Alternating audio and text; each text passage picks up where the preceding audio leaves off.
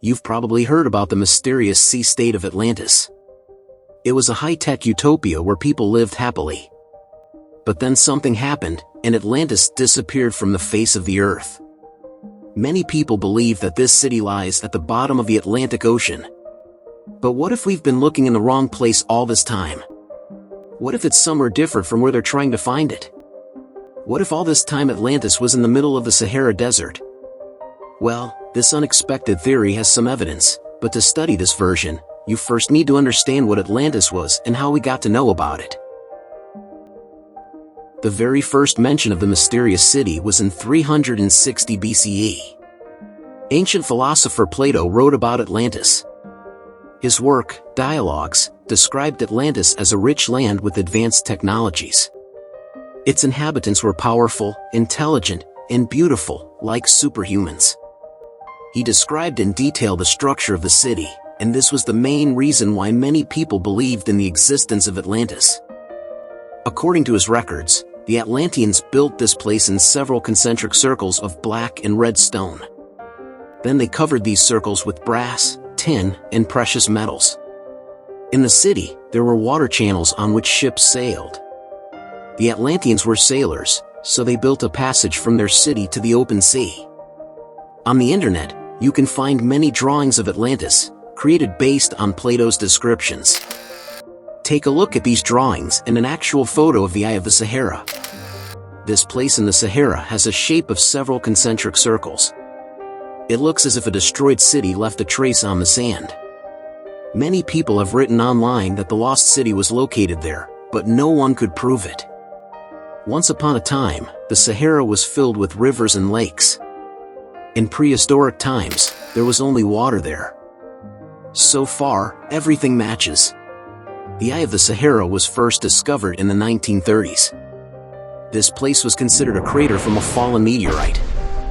But in the middle of the 20th century, scientists conducted a soil analysis and refuted the version with a fallen space rock. In the end, everyone agreed that this was a dome of molten rocks under which magma was raging.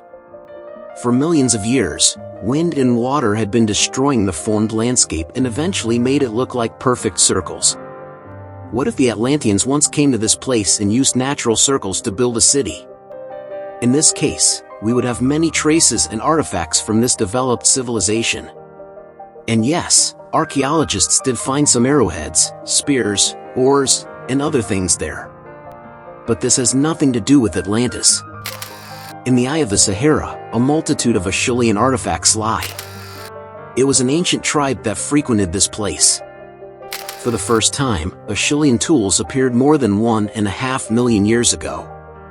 Some of the items found there may be 130,000 years old. And according to the records, Atlantis existed about 12,000 years ago. Archaeologists found no artificial structures in this place. There was also no debris or traces of a large city. People would have found some stuff if a big city with advanced technologies had existed here. The main supporter of the idea that the Eye of the Sahara is Atlantis was one YouTube channel that collected 1 million views and attracted the attention of many historians and anthropologists. However, this theory was quickly refuted as people found too many discrepancies between this place and the description of Atlantis. The author tried to catch the viewer's attention by presenting external similarities between the natural landscape and the fictional ancient city. Another popular theory claims that Atlantis was a real continent located off the Bahamas, which was swallowed up by the Bermuda Triangle. According to this legend, the city ruins still lie at the bottom of the triangle. But there's no confirmation of this theory either. Author Charles Berlitz invented it. Adherents of this theory claim that the walls and streets in the western part of the Bahamas might be the ruins of Atlantis. However, scientists disagree, as they have proven that these walls are natural formations of coastal rocks. There are also rumors that the story of Atlantis was inspired by an actual historical catastrophe, the Black Sea Flood. This flood occurred in the Bosporus, a strait in Turkey connecting the Black Sea and the Sea of Marmara, around 5600 BCE. At that time, the Black Sea was twice as small as it is now and had many cities on its shores. Unfortunately, a huge flood destroyed this flourishing civilization. Within a year, cities descended underwater, and surviving inhabitants moved to foreign lands and spread stories about the flood. Maybe these stories inspired Plato to come up with Atlantis. In the 1950s, people came up with another version. Atlantis was the continent that is now Antarctica. Tens of thousands of years ago, a warm continent with a developed city shifted to the northern part of our planet because of the movement of Earth's crust. The Atlanteans couldn't adapt to the cold conditions, and Atlantis was covered with a thick layer of ice. This theory was refuted when scientists began studying the nature of tectonic plates. It turned out that Earth's crust couldn't have moved such a huge continent as Antarctica.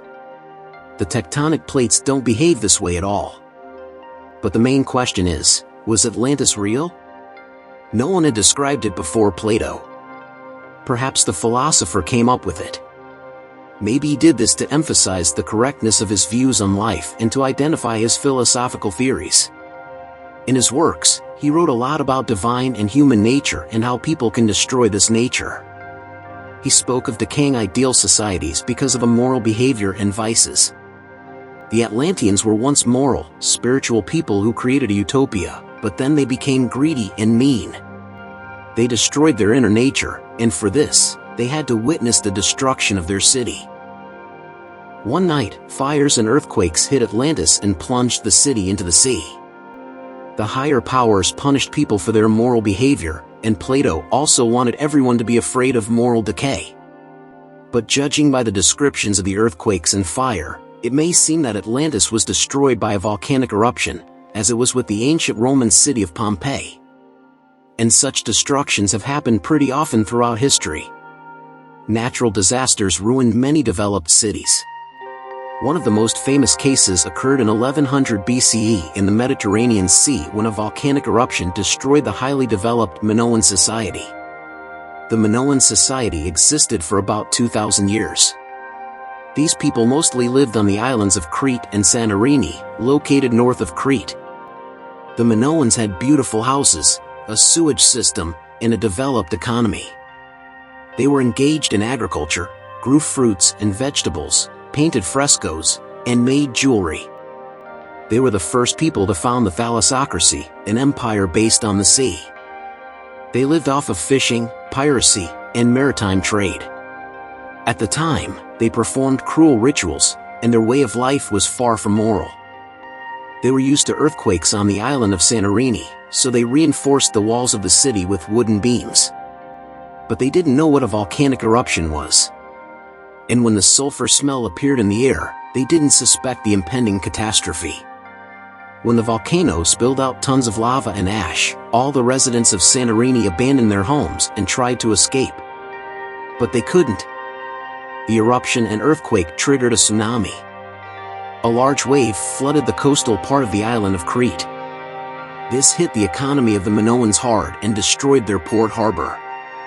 Then, foreigners attacked Crete and finally destroyed the developed civilization. Some historians think that Plato could have referred to the Minoan Empire when describing Atlantis. Using their example, he showed how immoral actions could destroy people. Thanks for watching. Share your opinions in the comments and don't forget to like and subscribe to new videos. See you soon.